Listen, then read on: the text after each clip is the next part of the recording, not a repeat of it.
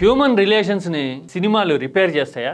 సహజంగా మనకుండే అభిప్రాయాల్ని మార్చేస్తాయా? సినిమా ప్లెజెంట్గా ఉంటే మనం చివరి వరకు ఫాలో అయి చూస్తే గనక మన దృష్టికోణం కూడా మారుతుందా?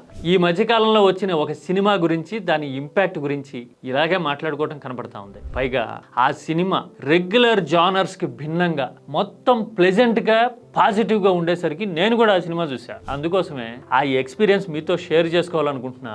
ఆ సినిమా ఏంటో అంత ఇంప్రెసివ్గా ఎందుకు అనిపించిందో విత్ సమ్ డీటెయిల్స్ చూద్దాం రండి. ఇది ఓటీటీలో అవైలబుల్గా ఉన్న సినిమానే.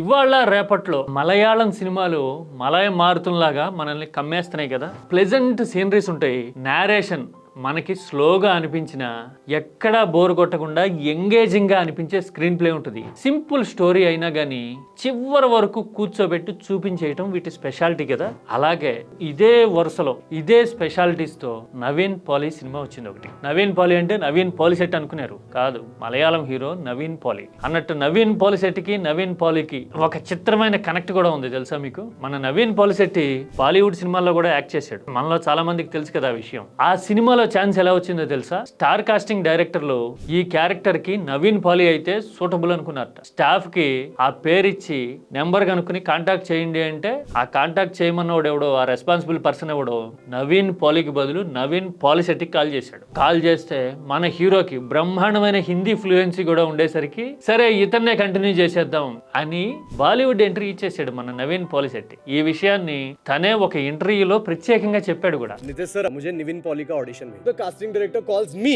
ఈ నవీన్ పాలిసెట్టి సంగతి అలా ఉంచండి. నవీన్ పాలి అంటే ఎవరో తెలుసా మీకు? ప్రేమం అని 10 ఏళ్ల కిందట ఒక సినిమా వచ్చింది కదా, అన్ని లాంగ్వేజెస్ లోనూ రీమేక్ అయింది. తెలుగులో కూడా నాగ చైతన్య చేశాడు. సౌత్ ఇండియాలోనే కాదు, all over India, pan India సినిమాలు లేని రోజుల్లోనే అది యమ సెన్సేషన్ కదా. సాయి పల్లవిని ఓవర్ నైట్ స్టార్ ని చేసేసిన సినిమా అది. ఆ సినిమాలో హీరోనే నవీన్ పాలి. ప్రేమం తర్వాత ఇప్పటి వరకు నవీన్ పాలికి హిట్ లేదు. మళ్ళీ ఇప్పుడు నేను చెప్పబోతున్న ఈ సినిమా పడేసరికి నవీన్ పాలి ఈస్ బ్యాక్ అని మలయాళం సినిమానే కాదు మొత్తం సౌత్ అంతా మాట్లాడుతోంది. ఎందుకని? నేను ఇప్పుడు చెప్తున్న సినిమా ఒక హారర్. అలాగని భయానకమైన దృశ్యాలు కానీ భయపెట్టే దెయ్యాలు కానీ ఏమీ ఉండవు. ఇది ఎమోషనల్ లవ్ స్టోరీ.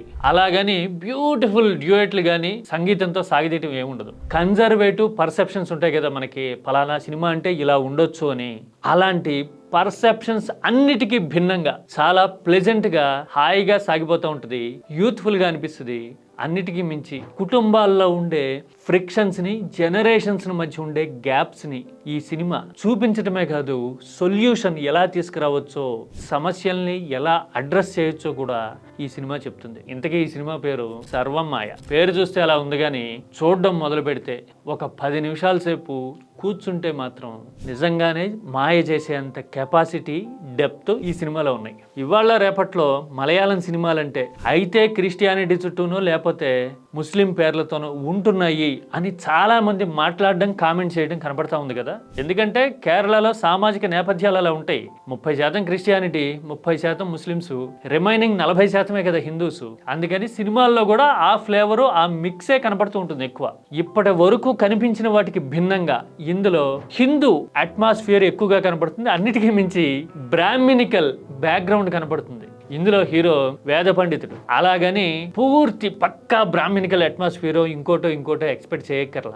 ఆడి కారులో తిరిగే పురోహితుడు అతను. చాలా కన్విన్సింగ్ గా, ప్లెజెంట్ గా అనిపిస్తుంది. సాధారణ ఎక్స్పెక్టేషన్స్ భిన్నంగా ఒక రిచ్ బ్యాక్గ్రౌండ్ మనకి కనపడుతుంది. నిజంగా సర్ప్రైజ్ అనిపిస్తుంది. వేద పండితుడు అతను వేదాలు వల్లిస్తూ ఉంటాడు. దాంతో పాటు మ్యూజిషియన్ కూడా, గిటారిస్ట్. మ్యూజిక్ లో కూడా తనదైన ముద్ర వేయడానికి ట్రై చేస్తుంటాడు. స్ట్రగ్లింగ్ పీరియడ్ లో ఉంటాడు. అలా స్ట్రగ్లింగ్ పీరియడ్ లో ఉన్న హీరోకి ఒక ఆత్మ పరిచయం అయిన తర్వాత మొదట భయం వస్తుంది, ఆ తర్వాత అండర్స్టాండింగ్ వస్తుంది, ఆ తర్వాత మార్పు వస్తుంది. ఎలా వచ్చింది మార్పు, అసలు ఏం జరిగింది అని నేరేట్ చేసిన తీరు చూస్తే డైరెక్టర్ అఖిల్ మీద మనకి చాలా ఇంప్రెషన్ వచ్చేస్తుంది అనుకోకుండానే. ఎందుకంటే ఎక్కడ హారర్ అని భయపెట్టినట్టు ఉండదు, సెంటిమెంట్ అని చెప్పి సాగదీయటం ఉండదు, మలయాళం సినిమా కదా అని స్లో నేరేషన్ తో బోరు కొట్టినట్టు కూడా అనిపించదు. ఏదైనా దేవుడి పూజ కాదు, దయ్యాన్ని వదిలించడానికి. అన్నిటికీ మించి ఈ సర్వమ్మాయిలో మరో ఇంట్రెస్టింగ్ ఎలిమెంట్ ఏంటో తెలుసా? తెలుగు డైరెక్టర్ డైరెక్ట్ తెలుగు సినిమాకి రాసినట్టుగా ఉన్నాయి డైలాగులన్నీ. పక్కా రోలింగ్ అనమాట. ఒక డైలాగ్ మిస్ అయితే అందులో ఒక జోక్ ఏదన్నా మిస్ అయిపోయామేమో అనే అంత అటెన్షన్ ని క్రియేట్ చేయగలిగాడు Telugu writer. Music is my only love. ఇవాళ రేపట్లో తమిళ మలయాళ సినిమాలు డబ్బింగ్ అంటే ఒక్క ఫ్రేమ్ చూస్తే అర్థమైపోతుంది కదా. వాళ్ళు మాట్లాడుతుంటారు వివాహం అనేది అంటూ ఉంటారు. ఒరే వివాహం అంటున్నారు ఏంటంటే డబ్బింగ్ సినిమా రాయిది పెళ్లి అనాలి కదా అనుకుంటాం మనం సహజంగానే. నేను బలంగానే కాపలా కాశానే. అలాంటి ఇబ్బంది ఏమీ లేకుండా ఫుల్ ఫ్లోలో పక్కా న్యాచురల్ గా ఈ సినిమా సాగిపోతూ ఉంటుంది. చివరికి వచ్చేసరికి ఈ మధ్యకాలంలో అన్ని సినిమాల లాగానే ఇందులో కూడా ఒక మిస్టిక్ ఎలిమెంట్ తో సడన్ కన్క్లూజన్ ఇచ్చినట్టుగా కనపడుతుంది ఈ సినిమా. చాలా ఓపెన్ ఎండెడ్ క్వశ్చన్స్ ని మన మీదకి వదిలేసినట్టు అనిపిస్తుంది. అసలు ఆ హీరోకి ఈ హీరోయిన్ కి ముందుగానే పరిచయం ఉందా? కూతురు చనిపోయినా గానీ తల్లిదండ్రి ఇంత హ్యాపీగా ఎలా ఉన్నారు? కూతురు వాళ్ళ మధ్యనే ఉన్నట్టు ఎందుకు మాట్లాడుతున్నారు? లాంటి క్వశ్చన్స్ మనకి చాలా వచ్చేస్తాయి. ఈ లోపల ఒక్క ఫ్రేమ్తో ఆ హీరో మ్యూజిక్లో ఎంతో ఉన్నత శిఖరాలకు వెళ్ళిపోయాడు అన్నట్టుగా ప్రొజెక్షన్ ఇస్తాడు. అప్పటి వరకు ఆత్మలాగా కనిపించిన హీరోయిన్ కూడా అతనితో పాటే ఉన్నట్టు మనకి ఒక్క గ్లిమ్స్తో హింట్ ఇస్తాడు. అసలు అలా ఎందుకు జరిగింది ఏంటి అనే క్వశ్చన్స్ మనల్ని సస్పెన్స్లో పెడతాయి. బహుశా మలయాళం సినిమాలు సీక్వెన్స్ కోసమో లేదంటే సర్ప్రైజ్ చేయడానికో ఎంగేజ్ చేయడానికో ఇలాగా ఒక మిస్టిక్ ఎలిమెంట్ ని వదిలిపెడతా ఉన్నాయి కదా. సినిమా 2.5 గంటలు ఉంటే అసలు అలా ఎందుకు జరిగింది అని రోజుల తరబడి మైండ్ లో తిరిగేలాగా చేసే ఈ స్పెషాలిటీ ఈ సినిమాలో కూడా ఉంది. సో ఇది స్పాయిలర్ అలర్ట్ అనుకోండి, ఇంకేమైనా అనుకోండి, క్లైమాక్స్ విషయంలో మీకు ఎలాంటి ఫీలింగ్ వచ్చినా సినిమా మాత్రం త్రూ అవుట్ ఎంగేజ్ చేస్తుంది, ప్లెజెంట్ గా అనిపిస్తుంది. అన్నిటికీ మించి ప్రేమం లాంటి రిఫ్రెషింగ్ ఎక్స్పీరియన్స్ ని సౌత్ ఇండియాకి చూపించిన నవీన్ పాలి మళ్ళీ దశాబ్దం తర్వాత హిట్ కొట్టాడు అన్నట్టు. హీరో కాస్త గుండ్రంగా వట్రంగా ఉంటాడు ఏమనుకోకండి. This is key talks.